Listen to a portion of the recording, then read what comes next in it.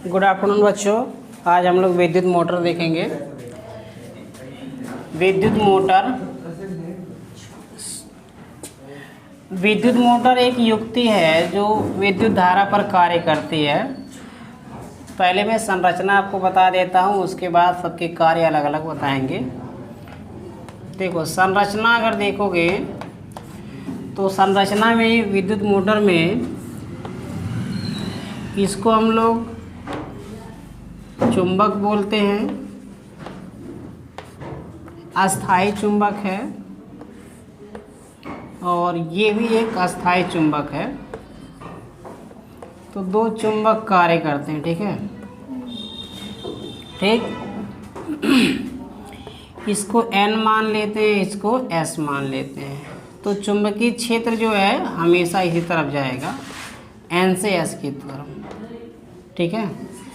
N से निकलता है S में प्रवेश करता है, N से निकलता है S में प्रवेश कर लेता है, ठीक है। तो ये है क्षेत्र चुंबक, ठीक है, या इसको अस्थायी चुंबक के नाम से जाना जाता है, ठीक। अब उसके बाद हम नर्म लोहा लेते हैं और इस चुंबकीय क्षेत्र में रखते हैं। ये नर्म लोहा है, या इसका नाम है आर्मेचर। आर्मेचर ये नर्म कच्चे लोहे का बनाया जाता है, नर्म कच्चा लोहा। इसके ऊपर कॉपर का तार लपेट करके कुंडली बनाई जाती है। इसका नाम है एक्सल या ध्रुव कहते हैं, या इसको ध्रुव कहते हैं, एक्सल या ध्रुव, ठीक है। अब इसके ऊपर संरचना में एक और पार्ट लेते हैं। ऐसे छोटा सा रिंग होता है। इस रिंग का नाम होता है split ring. Split ring, split मतलब होता है, हिंदी में लिख दे रहा हूँ, विभक्त वलय, विभक्त वलय, ठीक है। इंग्लिश में स्प्लिट रिंग बोलते हैं। इस स्प्लिट रिंग पर हम छोटे छोटे ये टुकड़े रखते हैं।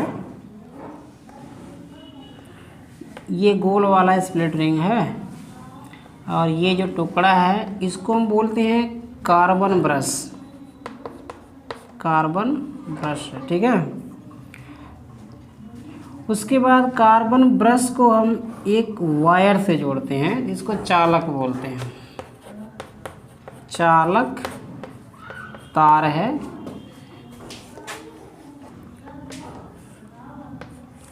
दोनों ब्रशों को कार्बन से जोड़ दिया जाता है, ठीक है। अब यहाँ पर आप विद्युत धारा यहाँ से प्रवाहित करते हैं, तो विद्युत धारा यहाँ से यहाँ तक प्रवेश करती है। तो ये रही इसकी संरचना। तो विद्युत मोटर की आंतरिक संरचना है। इधर से भी एक्सल निकाल करके हम लोग फैन वगैरह यूज कर सकते हैं।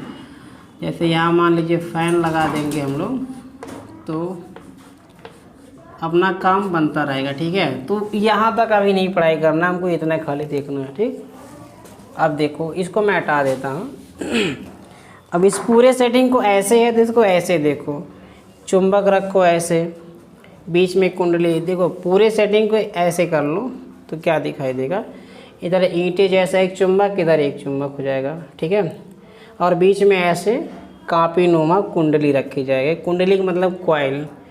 तो वो कॉइल किसका बना होता है? आर्मेचर का, ठीक है। ये पूरी संरचना हो गई। अब मैं इनके कार्यों को बताता हूँ कि ये कार्य क्या करते हैं। संरचना में इतने ही पार्ट होते हैं। तो ये क्षेत्र चुंबक हो गया, आर्मेचर हो गया, ध्रुव है, इसका नाम है विभक्त वलय। विभक्त मतलब अलग अलग है, वलय मतलब होता है रिंग या गोला, विभक्त का मतलब अलग, सटे नहीं है। इंग्लिश में स्प्लिट रिंग बोलते हैं। और इनके ऊपर छोटा छोटा ऐसे टुकड़ा लगाया जाता है, जिसका नाम होता है कार्बन ब्रश। और बाकी एक क्या है, परिपथ है विद्युत धारा को यहाँ तक प्रवेश कराने के लिए, ठीक है। अब इसकी कार्य हम समझाते हैं। अब कार्य में सबसे पहले हम इन सब का अलग अलग काम बताएंगे, तो काम सुन करके भी याद कर सकते हो, ठीक है।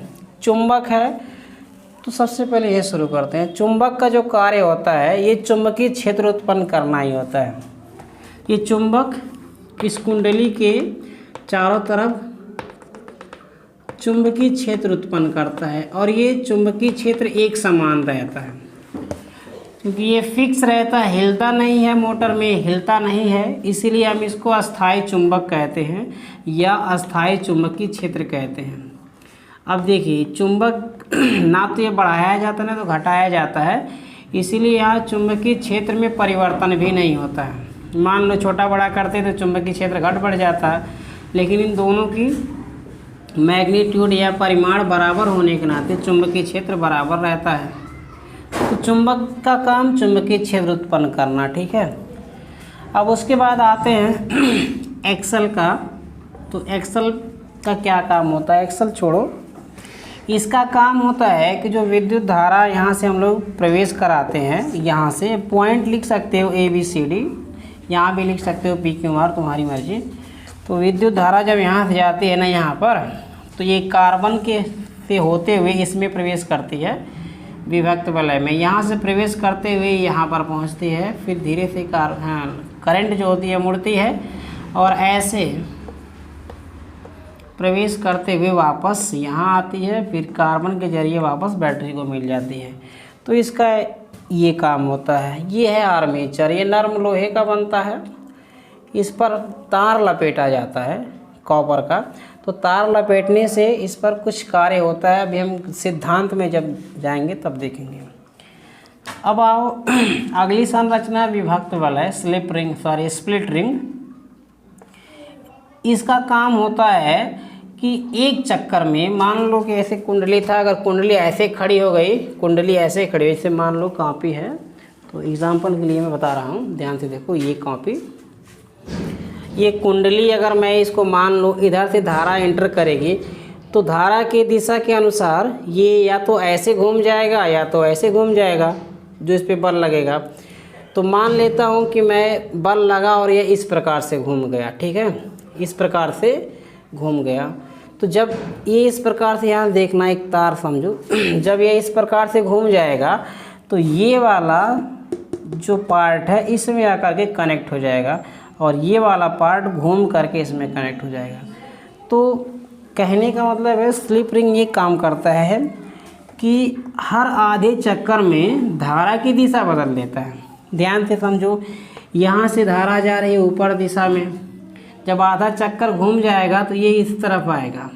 ध्यान से समझना, फिर से, धारा जा रही है ऊपर दिशा में और इसमें धारा ऊपर से नीचे आ रही है। तो मतलब क्या हुआ, एक बार धारा ऊपर जा रही है, एक बार धारा नीचे जा रही है। जब ये वाला इस पर आएगा, इसमें तो नीचे धारा आ रही थी, जब इधर आएगा तो नीचे ना होकर के धारा फिर से ऊपर चली जाएगी। क्यों? क्योंकि स्लिप रिंग से लगातार कनेक्शन इधर से बना है।